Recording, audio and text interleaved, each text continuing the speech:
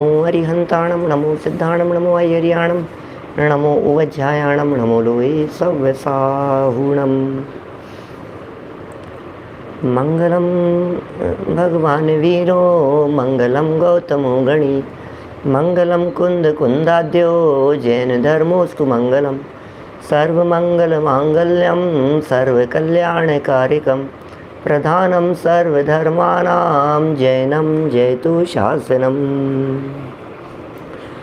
वंदे तो सर्वसिद्धे ध्रुवमचलमणो वमं गदिं पते वोचामि समय पाहुड़े मिणमो सुध केवली वणिदम नमः समय साराय स्वानुभूत्या च कांसते चेत स्वभावाय भावाय सर्वभावांतरच्युते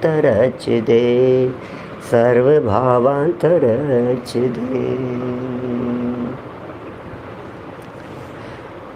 ग्रंथराज समय सार जी यहाँ विराजमान हैं।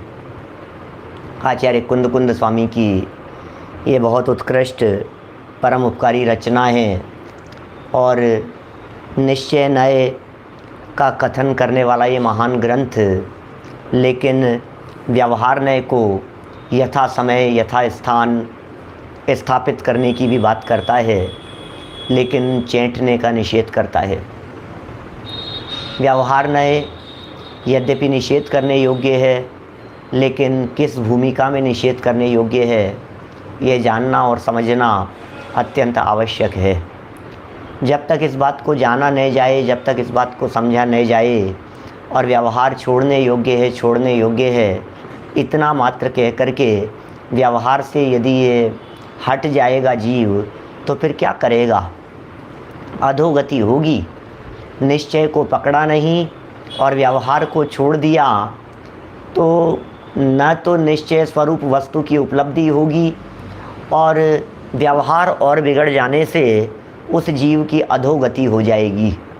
इसलिए बहुत बैलेंस रख कर के यहाँ कुंद कुंद महाराज भी, अमृतचंद्र महाराज भी और समय सार ग्रंथ के समस्त टीकाकार भी बराबर इन बातों को अच्छे से समझाते हैं। ये समय सार ग्रंथ भले ही निश्चय का प्रतिपादन करने वाला हो, लेकिन निश्चयाभास होने के लिए नहीं है। निश्चयाभास अज्ञानी की मान्यता में है, ज्ञानियों के प्रतिपादन में नहीं होता है। प्रतिपादन तो विवक्षा सहित ही होते हैं, प्रतिपादन तो नए सहित ही होते हैं, लेकिन उस प्रतिपादन में से कुछ अज्ञानी लोग निश्चयाभास अपना लेते हैं।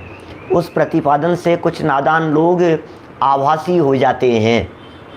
इसी तरह से जिनागम में व्यवहार पोषक कथन भी कम नहीं है, लेकिन अज्ञानी लोग उन कथनों को पढ़कर व्यवहाराभासी हो जाते हैं। चरणानुयोग पढ़ करके व्यवहाराभासी हो जाते हैं। क्या करें? जिनागम में आचार्यों ने चरणानुयोग का कथन व्यवहाराभासी होने के लिए नहीं लिखा था। जिनागम में कहीं भी चरणानुयोग के कथनों में ऐसा नहीं लिखा कि आप यदि पानी छान करके पिएंगे, आप यदि मर्यादा का भोजन करेंगे तो आप धर्मात्मा हो जाएंगे। ये बात कहीं नहीं लिखी है, और लिखी हो तो उसे व्यवहार नय का कथन जानना। अब अज्ञानी जीव इन आचरणों को पालन करते करते अपने आप को धर्मात्मा समझे तो व्यवहाराभासी हो जाएगा। हम क्या करें? जनवाणी का तो दोष है नहीं, हमारे जिनेंद्र देव का तो दोष है नहीं, वीतरागी संतों का तो दोष है नहीं, ज्ञानी विद्वानों का तो दोष है नहीं। मैंने आचार्य माइल्य धवल की 2 पंक्तियाँ आपके बीच में शायद कल सुनाई थी। लवणम वैणम भणियम नैचक्कम शैल सत्य शुद्धियरम सम्मा वीय सुमिच्छा जीवाणम सुनय मग्ग रही आनम।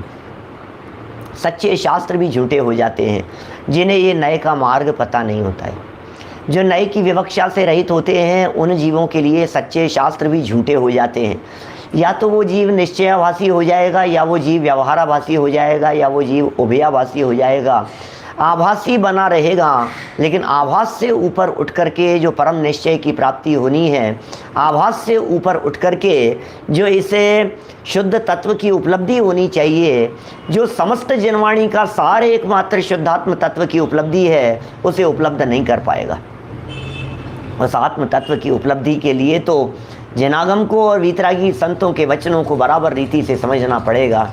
ये बातें यहाँ प्रारंभिक समय सार में ही, संक्षिप्त समय सार में ही, समय सार के सार में ही कुंद कुंद महाराज समझा रहे हैं, बहुत सरलता से समझा रहे हैं।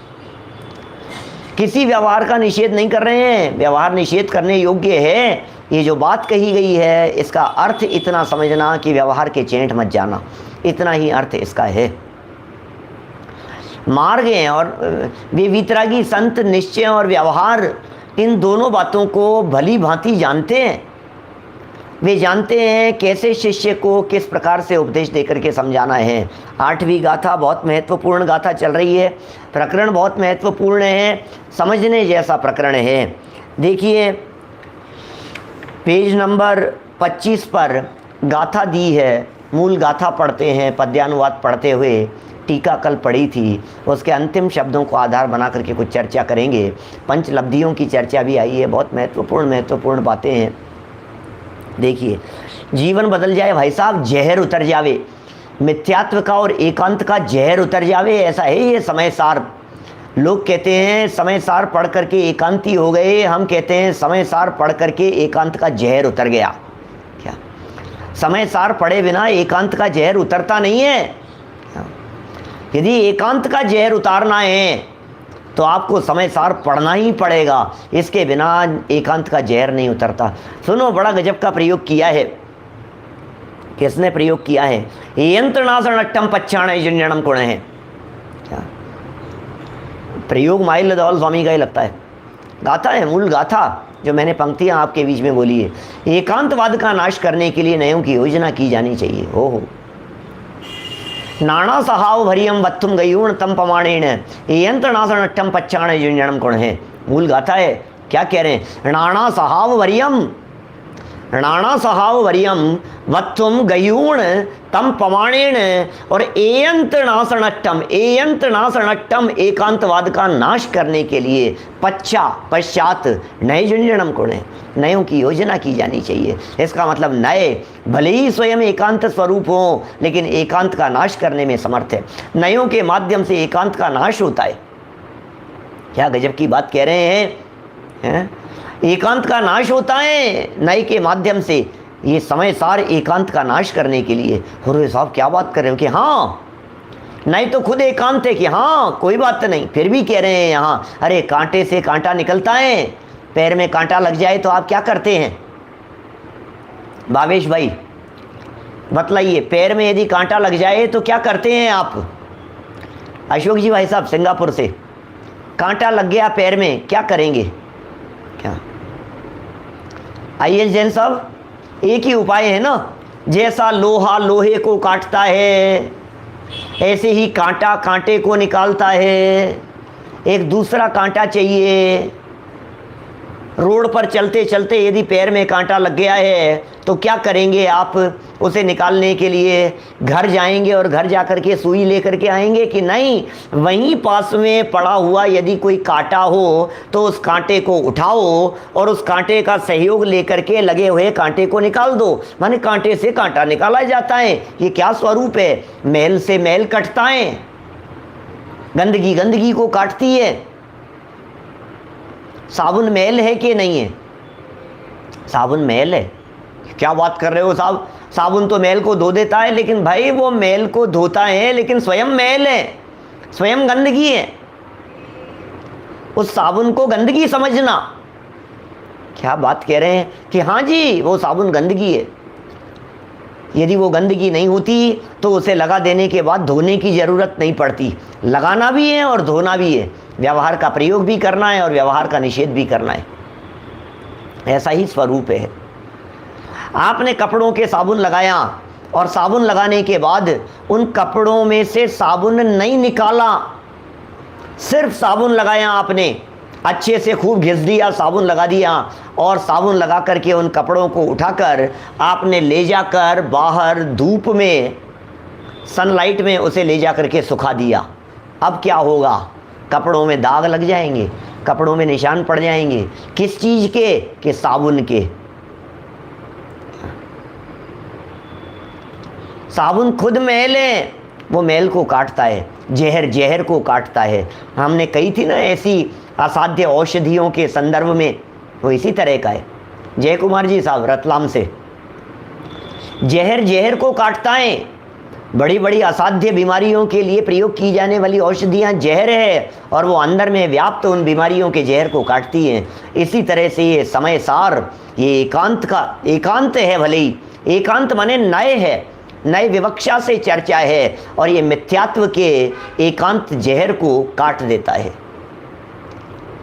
सम्यक नए का प्रयोग चलाने की कला सीखनी पड़ेगी, अदरवाइज काम नहीं चलेगा। देखिए 8वीं गाथा क्या कह रहे हैं, गाथा पढ़ते हैं, बातें बहुत सुंदर है भाई साहब।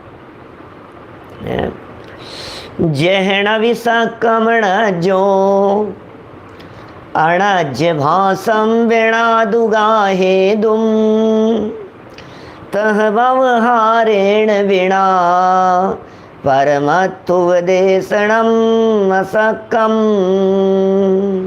ओह, देखो गाथा का अर्थ देखो, प्राकृत का अर्थ देखिए। रोज बोलते हैं, इनके अर्थ भी आने चाहिए हमारे को, तभी तो मज़ा आएगा इन गाथाओं को याद करने में। जह माने जिस प्रकार, जह माने जैसे, जह जैसे, णवी, ण माने नहीं, नवी नहीं है, सक्कम समर्थ, जैसे समर्थ नहीं है, जहणवी सक्कम जैसे समर्थ नहीं है। अणज्यो, अणज्यो दिख रहा है क्या आपको इसमें? सक्कम अणज्यो, सक्कम अणज्यो। जिनागम में पढ़ते समय, संस्कृत प्राकृत पढ़ते समय मैं सिर्फ उन लोगों को कहना चाहता हूँ जो संस्कृत को नहीं जानते और प्राकृत को नहीं जानते, उनसे कहना चाहता हूँ, बहुत स्थानों पर जिग्नेश भाई, बहुत स्थानों पर मैं जहाँ बीच में आता है वहाँ संधि विच्छेद होते हुए एक तरफ तो माँ हलंत वाला या माँ अनुस्वार बिंदी वाला और दूसरी तरफ आ, ये आ निकल जाता है। तो यहाँ कह रहे हैं सक्कम, सक्कम, सक्कम माने समर्थ। क्या कह रहे हैं? अणज्यो माने अनार्य। क्या? सक्कमण जो, जिस तरह से अनार्य समर्थ नहीं है, अनार्य समर्थ नहीं है। कह रहे हैं अणज्य भाषम, अनार्य भाषा के विना माने बिना, दुगाहे दुम, गाहे दुम माने ग्रहण करने में। अणज्य भाषम बिना गाहे दुम, अणज्य भाषम अनार्य भाषा के बिना, वीणा माने बिना, गाहे दुम माने ग्रहण करने में। जहणवी सक्कम अणज्यो, अनार्य भाषा के बिना जिस तरह से अनार्य ग्रहण करने में समर्थ नहीं है। बराबर सरल हो गई बात, बढ़ जाती है जी साहब। क्या कह रहे हैं? जिस तरह से समर्थ नहीं है गाहे दुम माने ग्रहण करने में। कौन समर्थ नहीं है? कि अनार्य, अनार्य व्यक्ति समर्थ नहीं है। कैसे? अणज्य भाषम बिना, अनार्य भाषा के बिना। दो ये जो होते हैं, ये अव्यय होते हैं इस तरह के, जो भाषा की मतलब वो भाषा होती है इस तरह की जिसमें इस तरह के प्रयोग किए जाते हैं, इनके कुछ विशेष अर्थ नहीं होते। देखिए जैसे वी लगा दिया बीच में, यहाँ दू लगा दिया, इस तरह से बोलते समय जैसे अपन बोलते हैं ना भाषा में, इस तरह के प्रयोग होते हैं। कह रहे तह व्यवहारेण बिना, तह माने उसी प्रकार, व्यवहारेण बिना, व्यवहार के बिना, व्यवहारेण बिना। निहाल चंद जी बाबूजी साहब, ज्ञानचंद जी बाबूजी क्या कह रहे हैं? तह व्यवहारेण बिना, उसी तरह से व्यवहार के बिना। परमत्थ, परमत्थ माने परमार्थ, उपदेशणम असक्कम। परमत्थ माने परमार्थ, ऊ की मात्रा दिख रही है। उपदेशणम माने उपदेश, असक्कम समर्थ नहीं है। व्यवहार के बिना परमार्थ का उपदेश समर्थ नहीं है। ठीक है, कितनी सरल गाथा है। अनार्य भाषा के बिना समझा सके न अनार्य को, बस त्यों ही समझा सके ना, व्यवहार बिन परमार्थ को। व्यवहार का कितना बड़ा रोल है, इस व्यवहार के बिना परमार्थ को समझाया नहीं जा सकता है क्या। लेकिन इस टीका का, अमृत चंद्राचार्य की टीका का यहाँ अंतिम शब्द, अंतिम सेंटेंस याद रख लेने योग्य है, अंडरलाइन कर लेने योग्य है, मूल संस्कृत में याद कर लेने योग्य है। पेज नंबर 27 पर जहाँ ऊपर दूसरी लाइन है, संस्कृत की दूसरी लाइन, सेकंड लाइन, जहाँ लाइन खिंची हुई है उसके ऊपर टीका है, वहाँ अंतिम लाइन देखिए, अंतिम वचन देखिए। इति वचनात्, देखो, अथ च ब्राह्मणो न मलिच्चितव्य इति वचनात् व्यवहार नयो नानुसर्तव्य। क्या कह रहे हैं? अथ च ब्राह्मणो न म्लेच्छितव्य, न म्लेच्छितव्य, न माने नहीं, म्लेच्छितव्य इति, अथ च ब्राह्मणो न म्लेच्छितव्य इति। इस तरह से यहाँ पर ब्राह्मण को म्लेच्छ नहीं हो जाना चाहिए। क्या? अथ माने यहाँ, च माने और, ब्राह्मणों न, ब्राह्मण को नहीं, म्लेच्छितव्य, म्लेच्छ नहीं हो जाना चाहिए, इति वचनात्, इस वचन से, व्यवहार नयो नानुसर्तव्य, व्यवहार नय अनुसरण करने योग्य नहीं है। क्या क्या कह रहे हैं यहाँ? व्यवहार नय अनुसरण करने योग्य नहीं है, चिपकने योग्य नहीं है, चेटने योग्य नहीं है, फंसने योग्य नहीं है, उलझने योग्य नहीं है, व्यवहार में ही संतुष्ट होने योग्य नहीं है, ऐसा कहने जा रहे हैं। व्यवहार व्यवहार व्यवहार व्यवहार करते हुए अटक मत जाना। क्या क्या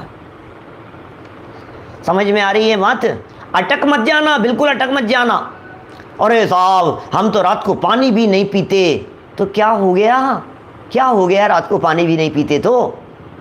अरे नहीं नहीं साहब, हमने 20 साल से ऐसा नहीं किया, वैसा नहीं किया, बाजार का नहीं खाया, मर्यादा का खा रहे हैं, तो हो क्या गया? अटक मत जाना, व्यवहार है, आगे बढ़। आत्मा उपलब्ध हुआ कि नहीं हुआ? कि साहब वो तो नहीं हुआ, तो बोले इससे क्या हो जाएगा? मंजिल पर पहुंचे बिना समस्त मार्ग गमन करने योग्य तो था, लेकिन रुकने योग्य नहीं था। क्या समझ में आ रही है बात? ये रुकने योग्य नहीं था, ये अटकने योग्य नहीं था, ये संतुष्टि योग्य नहीं था। यदि ये सारी बातें संतुष्टि में बदल जाती हैं, संतुष्ट हो जाता है व्यक्ति, तो फिर इसका मतलब वो अटक गया, अब वो आगे नहीं बढ़ पाएगा। इसलिए कभी संतुष्ट नहीं होना, पालन बराबर करना, लेकिन इनका पालन करते हुए इनसे अपने आप को धर्मात्मा नहीं समझना। पालन बराबर करना, लेकिन त्रिकाली ध्रुव आत्म तत्व की उपलब्धि जब तक नहीं हो, आत्म तत्व जब तक अनुभूति का विषय न बने, आत्म तत्व जब तक श्रद्धा का श्रद्धेय न बने, तब तक तो धर्म की शुरुआत नहीं होती है भाई साहब, धर्म की शुरुआत भी नहीं होती है। इसलिए ये कह रहे हैं व्यवहार नहीं भाई साहब, सावधान। क्या ये जो येलो लाइट बीच में आ गई है, ग्रीन लाइट चलती चलती बीच में जो येलो लाइट आ गई है, रेड लाइट के पहले येलो लाइट दिखाई दे रही है, इसका मतलब अलर्ट। ये जो रोड पर चलते हुए चेतावनी के लिए साइन लगे हुए होते हैं, रोड साइन, क्या ये किस लिए हैं? ये सिग्नल किस लिए है? ये रेड लाइट या येलो लाइट या ये जो ब्लिंकिंग कर रही है लाइट, ये किस लिए है? ये भी अलर्ट, प्लीज अटक मत जाना, फंसना नहीं है यहाँ, इसके लिए बात चल रही है। ये इसको व्यवहार क्यों कहा है? इसे असत्यार्थ कह करके पुकारेंगे, इसे अभूतार्थ कह करके पुकारेंगे। अमृत चंद्राचार्य कह रहे हैं नानुसर्तव्य। एक तरफ कुंद कुंदाचार्य देव कह रहे हैं व्यवहार की उपयोगिता, और अमृत चंद्राचार्य कह रहे हैं कि नानुसर्तव्य। कि हाँ भैया, जब हमने उपयोगिता बतलाई, क्या करें, कितने बैलेंस की जरूरत है। जब हमने कहा परमार्थ परमार्थ परमार्थ, तो ये व्यवहार का निषेध कर देता है। जब इसने निषेध किया तो हमने इसको उपयोगिता बतलाई। जब व्यवहार की उपयोगिता बतलाते हैं तो ये व्यवहार के चेंट जाता है। अरे भाई, चेंटना भी नहीं है और निकाल करके बाहर भी नहीं धरना है, यही स्वरूप है। क्या बात करें यार, कितना बैलेंस चाहिए। दोनों ही तरफ, दोनों ही मूर्ख लोग हैं जो व्यवहार का सर्वथा निषेध कर देते हैं। सर्वथा शब्द का प्रयोग कर रहा हूं मैं। जो लोग व्यवहार का सर्वथा निषेध कर देते हैं वे भी मूर्ख हैं।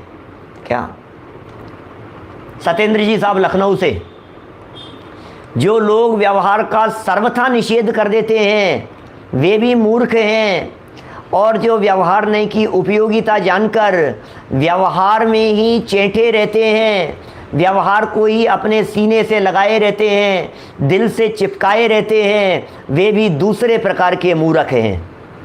क्या दोनों प्रकार के मूर्ख लोग हैं। ये जिनवाणी बैलेंस सिखाती है।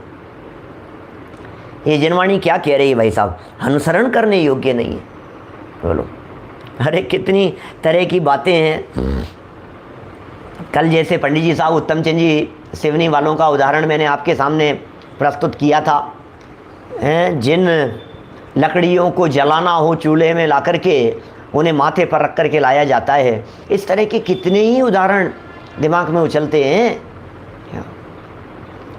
हमारे ये जो परम भाव प्रकाशक नए चक्र लिखा ना, उस परम भाव प्रकाशक नए चक्र में उन्होंने दादा ने बादाम और बादाम की मीगी का एग्जाम्पल दिया। 3-4 पेज में चला है, बड़ा गजब का एग्जाम्पल है। मेरे निश्चय व्यवहार वाले जो प्रवचन उपलब्ध है ना प्लेलिस्ट पर, नए चक्र पूर्वार्ध 40-45 प्रवचन हैं करीब, तो उनमें वो उदाहरण बराबर रीति से आया है। और पूरे मुझे लगता है पूरी एक क्लास तो पौन घंटे की बादाम की मीगी, बादाम और बादाम का कवर, छिलके सहित बादाम, छिलका और बादाम, इसके ऊपर चला है वो पूरा उदाहरण। ऐसा गजब का उदाहरण है। और इतना मतलब व्यवहार नहीं की वैल्यू नहीं है ये बात नहीं है, लेकिन व्यवहार नहीं की वैल्यू निश्चय का प्रतिपादन करने में है। क्या लुआड़िया जी साहब, व्यवहार नहीं की वैल्यू निश्चय के साथ में रहने में है, लेकिन निश्चय की वैल्यू व्यवहार के साथ से घटती है, इसलिए इस व्यवहार का निषेध कर देना। देखो, मैं उस उदाहरण का एसेंस निकाल करके आपको 2-3 मिनट में समझाता हूं, सिर्फ 2-3 मिनट में। विस्तार तो बहुत किया है उसका, और उसमें कई तरह के बिंदु और कई तरह के एंगल निकाले हैं उस चीज में। आलोक जी भाई साहब कारंजा से, देखो क्या कहते हैं, सिर्फ निचोड़ निकालता हूं उसका। बादाम की मीगी जिसका हलवा बनता है, खाने योग्य तो वही है ना, असली बादाम तो वही है ना, लेकिन छिलके सहित बादाम को भी बादाम ही कहते हैं। बाजार से लाते हैं, कई बार छिले हुए भी लेकर के आते हैं, बिना छिले भी लेकर के आते हैं। जिन मंदिर में जो चढ़ाते हैं वो तो छिलके सहित ही चढ़ाते हैं ना ऐसे बादाम। तो एक तो छिलके सहित वाला बादाम हो गया, एक छिलका फोड़ने के बाद अंदर वाला बादाम हो गया, 2, और बादाम के छिलके, क्या उसे भी बादाम कह दिया जाता है। 3 तरह के बादाम हो गए, 3 चीजें हो गई। एक हो गया बादाम का छिलका, एक हो गया छिलके सहित बादाम, और एक हो गया कोरा बादाम। अब समझिए बात, इसमें छिलका है वो व्यवहार है, और जो असली मीगी है उसकी जो गुली है अंदर की वो निश्चय है।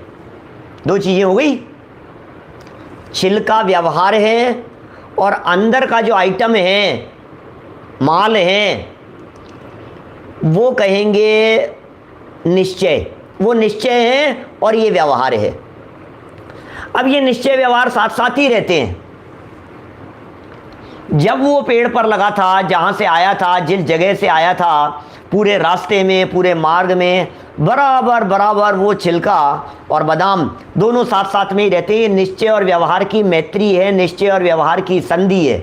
क्या लेकिन निश्चय और व्यवहार की संधि में हम ये कहना चाहते हैं कि जो असली बादाम है उसको प्राप्त करने के लिए, या श्री गुरु के कहने पर कि बादाम का हलवा खाइए, आप बादाम का हलवा खाइए सेहत के लिए, तो छिलके सहित बादाम का हलवा नहीं बनेगा। छिलके को निर्दयता से तोड़ करके फेंक दिया जाएगा और असली जो अंदर बादाम है उसका ही हलवा बना करके खाया जाएगा। ऐसे ही अतीन्द्रिय आनंद की प्राप्ति के लिए ये शरीर सहित आत्मा, आत्मा वो शुद्ध, वो परमार्थ है, शरीर साथ में है, ये व्यवहार है। शरीर के आधार पर कथन करना ये व्यवहार है। अब तीन तरह की बातें हो गई यहाँ। एक स्थिति यह हो गई, छिलके की जगह समझिए डेड बॉडी, छिलके की जगह, छिलके के साथ में जो बादाम था उसके स्थान पर ये जीता जागता सामने खड़ा हुआ व्यक्ति। क्या छिलके सहित है ना, ये बॉडी भी साथ में है और अंदर में आत्मा भी है, तो छिलके सहित बादाम जैसा हो गया। और छिलका रह जावे और खाली बादाम की तरह सिद्ध भगवान, शरीर रहित अशरीरी सिद्ध भगवान। अब कीमत किसकी कितनी है जरा ये बतलाइए। व्यवहार नए निश्चय का प्रतिपादन करता है, लेकिन निश्चय नए व्यवहार का निषेध कर देता है। देखना बड़ा कैसा स्वरूप है भाई साहब, बड़ा मार्मिक स्वरूप है? व्यवहार नए निश्चय का प्रतिपादन करता है, लेकिन निश्चय नए व्यवहार का निषेध करता है। यार ये बात तो हमारे को जच नहीं रही है, ये तो कोई अच्छी बात नहीं है। जब व्यवहार ने निश्चय का निषेध प्रतिपादन करता है, जब व्यवहार ने निश्चय को समझा रहा है, क्या जब व्यवहार ने निश्चय निश्चय के गीत गाता है, तो फिर निश्चय नए उनका निषेध क्यों करता है? और जब निश्चय ने निषेध करता है तो व्यवहार ने उसका प्रतिपादन क्यों करता है? गंभीरता से समझने की चेष्टा करना। व्यवहार ने निश्चय का प्रतिपादन कर रहा है, तो फिर अपने प्रतिपादन करने वाले का निषेध कर देना कहां तक उचित है? और जब निश्चय निषेध करता है तो फिर व्यवहार अपना काम छोड़ देवे, यार ये मेरा विरोध करता रहता है, निषेध करता रहता है, मैं क्यों इसको चढ़ाता रहता हूं? कि नहीं भाई साहब, ऐसा ही स्वरूप है, ऐसा ही स्वरूप है। समझना जरा, उदाहरण के माध्यम से ही बात समझा रहा हूं। बात ऐसी है प्रमोद जी भाई साहब, चर्चा इस तरह की है सिंगई जी कि सुनिए, हम आपसे कीमत पूछते हैं, हमें बतलाइए वो जो बादाम होते हैं, जो बादाम सिंगल प्योर बादाम है, उस प्योर बादाम की कीमत कितनी है मार्केट में, कितने रुपए किलो मिलते हैं? मैं उदाहरण के तौर पर कह रहा हूं, लगभग 1500-2000 रुपए किलो मिलते हैं, है ना? 800 रुपए किलो मिलते होंगे। अच्छे और क्वालिटी के अच्छे लाओ तो 1000, 1200, 1500 रुपए किलो मिलते हैं, 1800 रुपए किलो मिलते हैं। सब अलग अलग तरह की, डिपेंड ऑन क्वालिटी के ऊपर। 1000 रुपये से लेकर के 3000 तक के मान लीजिए। ये प्योर बादाम की बात कर रहा हूँ मैं। 800 से मान लीजिए, 800 से 3000 तक की कीमत है उनकी। अच्छा, और नीचे उतरो, उस प्योर बादाम की बात मत करो, छिलके सहित बादाम कितने का होगा? क्या छिलके सहित बादाम की कीमत कितनी होगी? निश्चित तौर पर उतनी तो नहीं होगी जो प्योर बादाम की थी। क्या आधी रह गई कीमत उसकी? 800 वाला था तो 400 का आ जाएगा, 1000 वाला था तो 500 का आ जाएगा, मतलब आधी से भी कम हो जाएगी, 1/3 भी हो सकती है। 300 रुपये किलो, 250 रुपये किलो, 500 रुपये किलो, 400 रुपये किलो, बहुत कम हो गई उसकी कीमत छिलके सहित था तो। अच्छा चलो एक स्टेप और नीचे उतरो, कोरे छिलके की बात करो, वो कितने रुपए किलो है? छिलका कौन खरीदता है? बादाम को फोड़ करके मैगी निकाल ली, अब छिलका कौन खरीदता है? छिलके की कीमत कितनी है? बोले 0। अरे क्या बात कर रहे हो आप? तो जो छिलका 0 कीमत वाला था, वो छिलके की कोई के भी हमने 8 कितने रुपए किलो दिए? अभी आपने 500 रुपए किलो। जब आप 500 रुपए किलो के छिलके सहित बादाम खरीद करके लेकर के आए, तो उसमें बादाम जिस भाव आए हैं, छिलका भी उसी भाव आया है ना? क्या जिस भाव बादाम आया है उसी भाव तो छिलका आया है। 500 रुपए किलो के अंदर खरीद करके लेकर के आए हो, 400 रुपए किलो के अंदर खरीद करके लेकर के आए हो उस छिलके को भी, कि हाँ क्या करें, उस छिलके को इतनी कीमत कैसे मिल गई है? क्योंकि असली बादाम उसके अंदर रखा हुआ था, खाने योग्य बादाम उसके बीच में रखा हुआ था, इसलिए उस छिलके को 300, 400, 500 रुपए किलो की कीमत मिल गई। यदि वो असली बादाम साथ में नहीं होता तो उस छिलके को कोई धेले के भाव भी नहीं पूछता। इसका मतलब छिलके की वैल्यू बढ़ जाती है जब प्योर बादाम के साथ में होता है। लेकिन उल्टा कीजिए जरा इस बात को, वो छिलका जब प्योर बादाम के साथ में था तो छिलके की कीमत बढ़ गई, लेकिन बादाम की क्या पोजीशन है? प्योर बादाम की क्या पोजीशन है कि बोले छिलके की संगति में कीमत घट गई। जो बादाम की महंगी 2000, 1500, 1200 रुपए किलो के अंदर बिकती, वो बादाम की महंगी छिलके की संगति के कारण वो 500 रुपए, 400 रुपए किलो के अंदर बिक रही है। कुछ समझ में आई क्या बात? बात ऐसी है, वस्तु स्थिति ऐसी है कि छिलके की कीमत बादाम के साथ में बढ़ जाती है, लेकिन बादाम की कीमत छिलके के साथ में घट जाती है। पक्का इतना तो नक्की हो गया निर्मल चंद जी भाऊजी साहब, बादाम की कीमत छिलके के साथ में घट गई और छिलके की कीमत बादाम के साथ में बढ़ गई। इसलिए छिलका तो यही चाहेगा अपनी वैल्यू बढ़ाने के लिए हमेशा बादाम के साथ में रहे, और बादाम हमेशा यही चाहेगा कि मेरी कीमत नहीं घट जाए, इसलिए छिलके का निषेध करे। क्या इसका मतलब क्या हुआ? व्यवहार ने जब तक निश्चय के साथ में है, व्यवहार ने जब तक निश्चय का प्रतिपादन कर रहा है, व्यवहार निश्चय का प्रतिपादन करता रहे करता रहे करता रहे तो व्यवहार को कीमत मिलती रहेगी। इसलिए व्यवहार हमेशा निश्चय का प्रतिपादन करता रहता है, निश्चय के साथ लगा रहता है, निश्चय के साथ साथ में चलता रहता है। लेकिन निश्चय जानता है कि मैं इसके साथ में रहता हूं तो मेरी कीमत घटती है, इसलिए निश्चय उसका निर्दयता से निषेध करता रहता है। बाकलीवाल जी साहब, ऐसा ही स्वरूप है। बोलो, ये उसको समझाएगा, वो उसका निषेध करेगा। अरे ऐसा ही स्वरूप होता है। देखो लोक में नहीं देखते हो आप, ये तो हमने बादाम का उदाहरण देकर के आपसे चर्चा की है, प्रतिपाद्य, प्रतिपादक, निषेधक, निषेध्य के संदर्भ में।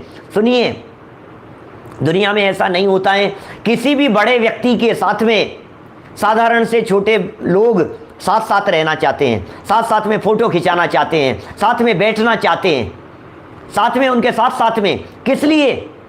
उन साथ में रहने वाले छोटे छोटे से लोगों की, छोटे पद वाले लोगों की कीमत बढ़ती है। अच्छा मिनिस्टर के साथ में थे, अच्छा उनके साथ में थे, अच्छा बड़े पंडित जी के साथ में थे, अच्छा उनके साथ में, इनकी कीमत बढ़ रही है क्या? लेकिन उनको क्या कहेगा, यार तुम भी कौन से बच्चों के साथ में रहते हो, तुम भी किसके साथ में रहते हो, उनकी कीमत घटती है क्या? समझ में आ रही है बात क्या? ऐसा ही है क्या? माने जो राजा होता है, राजा के सेवक राजा के साथ साथ में रहते हैं, वे भी इमेज पाते हैं, लेकिन राजा का साथ छोड़ देवे तो बोले कौन पूछे फिर उनको, फिर उनकी क्या कीमत है? इसी तरह से ये डेड बॉडी थी, ये डेड बॉडी पड़ी है, कौन पूछेगा, ले जा करके जला दो, बेकार है, मिट्टी है, किसी काम की नहीं है। और शरीर और आत्मा साथ साथ में है तो थोड़ी सी कीमत मिल रही है। क्या कीमत मिल रही है? अरे अरे जीव है, जीव है, जीव है, सब इसको जीव साहब कह करके पुकार रहे हैं।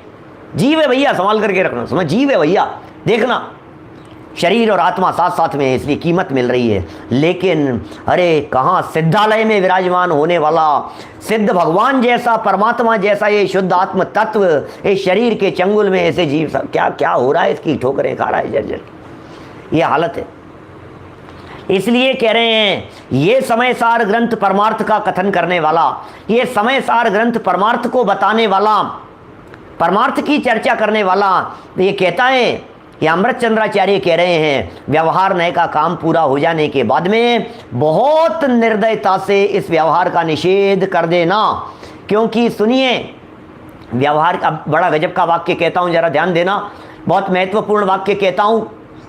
व्यवहार के बिना निश्चय तक पहुंचा नहीं जा सकता।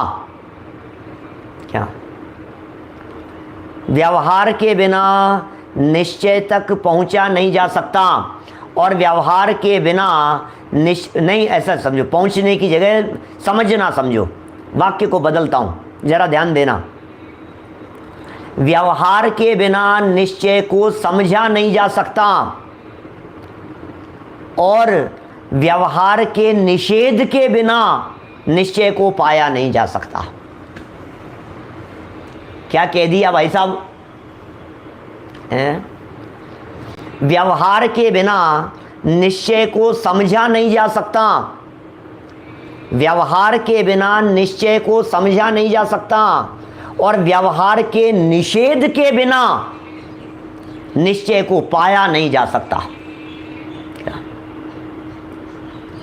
इसलिए व्यवहार नय, इसलिए जो ये व्यवहार नय हैं, इस व्यवहार नय के बिना निश्चय को कैसे निश्चय तक पहुंचेंगे हम? व्यवहार के बिना निश्चय मिलेगा कैसे? व्यवहार के बिना निश्चय नहीं मिल सकता है और व्यवहार के निषेध के बिना निश्चय की प्राप्ति नहीं हो सकती है। सवाल बिल्कुल केले और केले के छिलके जैसा है। केले का छिलका व्यवहार है और उस छिलके के अंदर बैठा हुआ केला वो असली है क्या? अभय जी भाई साहब ने एक बार इस तरह की बात, निश्चय और व्यवहार ने समझा और केले के छिलके के माध्यम से उस बात को समझ तो लिया और दुकान पर जब जाकर के खड़े हुए और केले तोल रहा था व्यक्ति, जब वो व्यक्ति केले तोल रहा था तो तोलते हुए इस व्यक्ति को कहा कि भाई साहब केले क्या भाव हैं? मुझे आइडिया नहीं है, मैं नहीं खरीदता, पिताजी ही लाते हैं। तो वो क्या भाव है? जो भी आते हो 25-50 रुपये किलो आते होंगे, जो भी आते होंगे केले 50 रुपये किलो मान लो, कोई दर्जन के भाव मिलते हैं मुंबई के अंदर गिनती से मिलते हैं, यहाँ किलो से मिलते हैं। बोले 50 रुपये किलो हैं केले, 50 रुपये किलो हैं। कि अच्छा 50 रुपये किलो हैं केले? कि हाँ जी बिल्कुल 50 रुपये किलो हैं। कि भैया 1 किलो तोल दो। अब वो केले तोलने लगा तो ये सामने से व्यक्ति ये कहता है कि आप ये जो छिलके हैं, छिलकों के साथ में छिलके भी 50 रुपये किलो बेच रहे हो क्या? यार ये बात तो सही नहीं है, इसमें 50% तो छिलका ही है, तो आप छिलके भी 50 रुपये किलो बेच रहे हो। आप गलत बात है भाई साहब। आप 50 रुपये किलो की रुपये किलो लगाना पड़ेगा आपको। 25 था तो आपको उसकी कीमत 15 रुपये लगानी पड़ेगी, क्योंकि छिलका भी तो बेच रहे हो। तो वो दुकानदार भी थोड़ा होशियार था, वो मजे में बात ये कहता है कि बाबूजी कोई बात नहीं, क्या आपको यदि 50 रुपये किलो के प्योर केले चाहिए तो एक काम करता हूँ, मैं छिलके उतार करके केले तोल करके दे देता हूँ। बोलो क्या आप तैयार हैं? छिलके उतार करके केले तुलवा करके थैली में डलवा करके लाने के लिए? खराब हो जाएंगे सब। सुनो, यही बात कहना चाहते हैं, छिलकों को जो 50 रुपये किलो की कीमत मिली है वो असली केले की सुरक्षा की वजह से मिली है।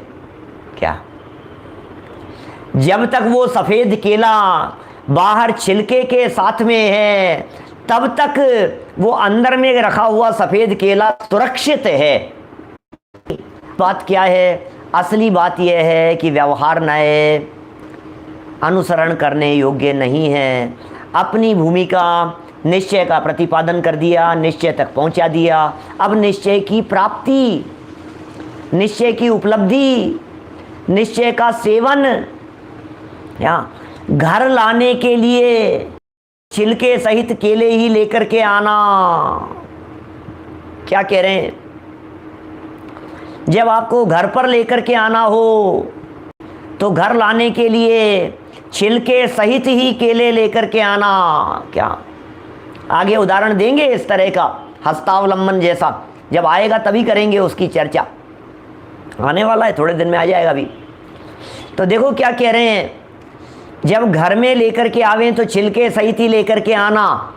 और ये छिलके ने तो बहुत सुरक्षा प्रदान की है, छिलके ने तो बहुत बचाया है, तो कहीं छिलके सहित ही खाने की चेष्टा मत करना। समझ में आ रही है बात? अदरवाइज आपको उसका स्वाद नहीं आ पाएगा। समझ में आ रही है बात?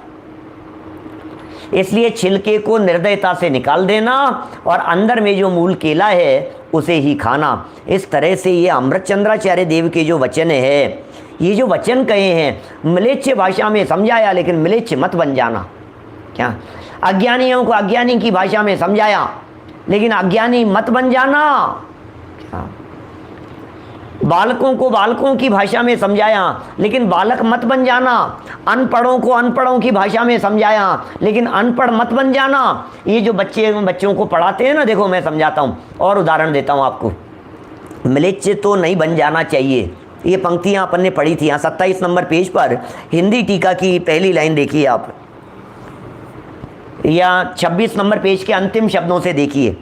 तथापि ब्राह्मण को, और पहले से देखिए 26 नंबर पेज की नीचे की दोनों लाइनों से देखिए, बड़े गजब की शब्दावली है।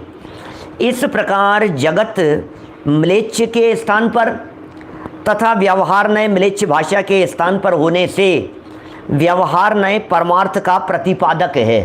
कीमत बढ़ती है, उसको कीमत मिलती है। व्यवहार नए परमार्थ का प्रतिपादक है और इसीलिए व्यवहार नए स्थापित करने योग्य भी है। ठीक है, अब कीमत बतला दी और व्यवहार नए स्थापित करने योग्य। आइए आइए आइए साहब, क्या सुनो, सेठ साहब के साथ में आए हुए ड्राइवर को भी चाय नाश्ता कराया जाता है क्या, लेकिन सेठ साहब जैसा नहीं। फर्क है ना दोनों में।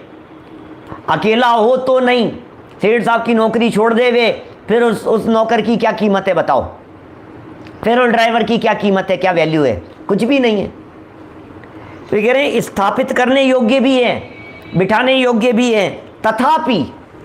तथापि ब्राह्मण को म्लेच्छ तो नहीं बन जाना चाहिए। इस संबंध में मैं एक एग्जाम्पल देता हूं। देखो आप, जैसे छोटे बच्चों को पढ़ाने वाले टीचर, क्या भरत भाई, छोटे बच्चों को पढ़ाने वाले टीचर, कौन से छोटे बच्चों को? जो LKG में पढ़ रहे हैं, जो नर्सरी में पढ़ रहे हैं, जो प्ले ग्रुप में जाकर के पढ़ रहे हैं अभी। LKG, UKG, nursery, A for Apple, B for ball, ये सब दिखाते हैं ना, उसको सिखाते हैं। C फॉर कैट, ये एक एक अक्षर सिखा रहे हैं। आ अनार वाला, आ आम वाला, ऐसा सिखाते हैं, मात्राएं सिखाते हैं। और बच्चे भी ऐसे बोलते हैं क्या, जैसे समझ लीजिए उसे बच्चे को केला बोलना है तो क में की मात्रा, ला में आ की मात्रा, केला ऐसे बोलता है वो, केला ऐसे पूरा नहीं पढ़ता वो बच्चा। और इसी तरह से सिखाते हैं बच्चों को पढ़ाते समय वे टीचर। तो सुनो भैया, जब इस तरह से सिखाते हैं तो किसी से बात करते समय इस तरह से बोलते होंगे। से में एक ही मात्रा, ठे सेठ, इस तरह से बोलते होंगे। क में बड़े की मात्रा, भे में बड़े की मात्रा, ऐसा करते होंगे वे टीचर। सुनो, बच्चों को पढ़ाते समय इसी तरह से पढ़ाना, लेकिन स्वयं प्रयोग करते समय इस तरह से प्रयोग नहीं करना। बच्चों को बच्चों की भाषा में सिखाते हुए भी बच्चे नहीं बन जाना। व्यवहारी जनों को व्यवहार की भाषा में समझाते हुए भी तुम व्यवहारी मत बन जाना, म्लेच्छ मत बन जाना। तो फिर क्या करें? व्यवहार नयो नानुसर्तव्य, व्यवहार ने अनुसरण करने योग्य नहीं है।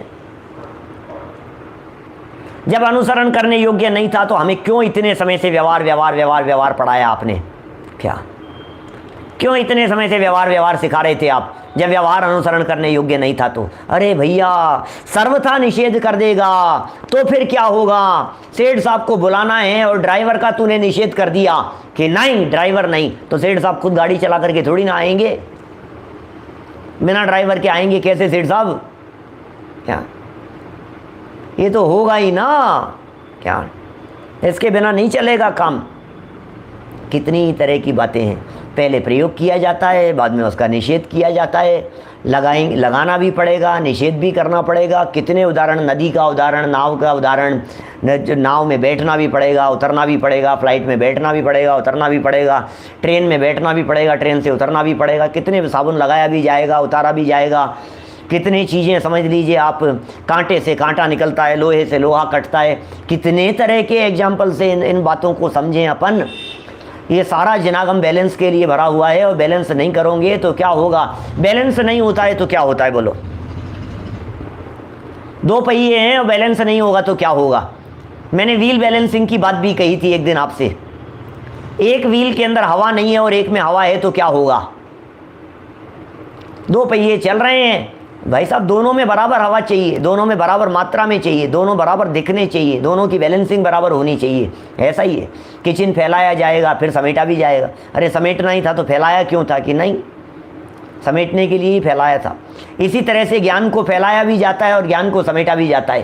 क्या क्या खूब जितना समझना हो, प्रकरण समझ में आना चाहिए। अब देखो, अब समझना बात क्या कह रहा हूं।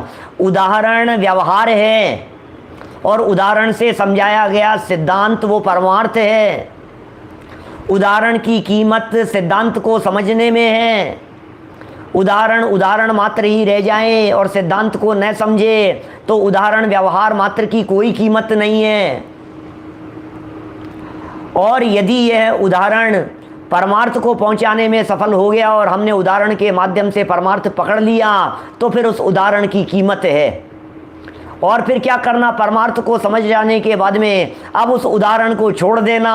अब तो आप परमार्थ का स्वाद और अनुभव लेना। इसलिए उदाहरण में भी उदाहरण कर दिया हमने। उदाहरण परमार्थ को भी, उदाहरण और सिद्धांत को भी हमने उदाहरण बना दिया।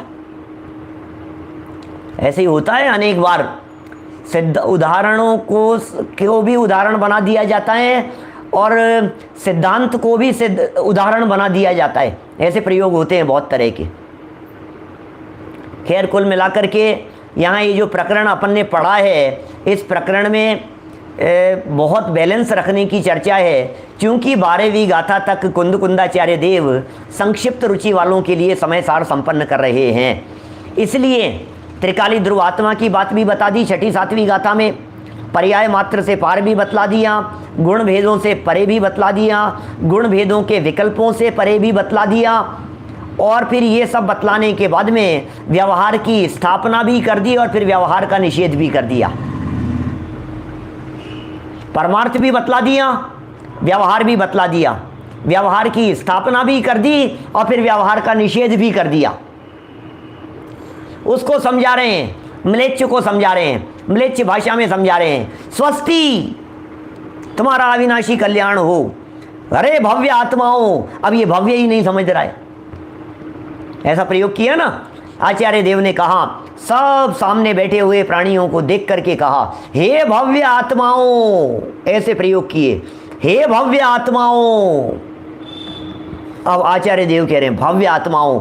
अब ये टकटकी लगाकर पता नहीं कौन से आत्माओं की बात कर रहे, पता नहीं कौन से आत्मा की बात कह रहे हैं। फिर किसी समझदार व्यक्ति ने, वहाँ खड़े हुए व्यक्ति ने, जो उनका भाव और मर्म जानता था, उन्होंने उसको समझाया, भव्य आत्माओं का मतलब पार लगने वाले, भव्य आत्माओं का मतलब अल्प काल में मोक्ष प्राप्त करने वाले, भव्य आत्माओं का मतलब भगवान बनने वाले आत्माओं। और आचार्य देव मुझे भव्य आत्मा कह करके मुझे ये कह रहे हैं मैं भगवान बनने वाला हूँ। धन्य हो गया भैया मैं तो। अब कैसे भावुक हो जाता है वो व्यक्ति, आंखों से कैसे अश्रुधारा झलकने लगती है। भव्य आत्मा कह करके पुकारा मुझे, मैं तो समझ ही नहीं रहा था भव्य आत्मा का मतलब क्या है। अब समझ में आया, भव्य आत्मा का मतलब मैं भगवान बनने वाला हूँ। अरे मुझे ये कह रहे हैं तुम भगवान बनने वाले हो, मुझे ये कह रहे हैं तुम परमात्मा बनने वाले हो। ये शब्द सुनकर के अंदर में कैसी फीलिंग आती है उसके।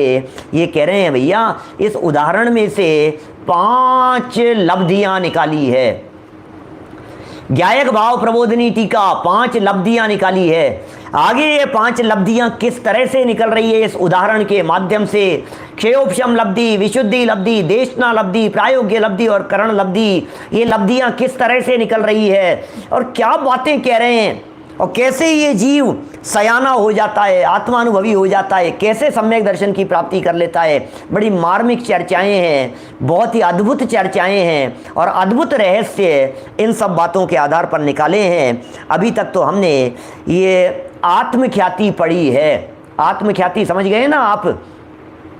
अमृत चंद्राचार्य द्वारा लिखी गई मूल पंक्तियां संस्कृत की और उसका अनुवाद, तो अनुवाद में तो भाषा बदली थी, बात तो अमृत चंद्राचार्य की ही कही हुई थी, तो व्यवहार नए अनुसरण करने योग्य नहीं है। यहाँ तक हमने अमृत चंद्राचार्य की शब्दावली को सुना है और अब इस गाथा और गाथा की टीका को आधार बनाकर आदरणीय डॉक्टर साहब भारिल साहब अपनी ज्ञायक भाव प्रबोधनी टीका में किस तरह से इन रहस्यों को खोलते हैं और पंचलब्धियों के प्रक्रिया के माध्यम से सम्यक दर्शन होने तक की जो बात करते हैं, ये कुछ अद्भुत बातें।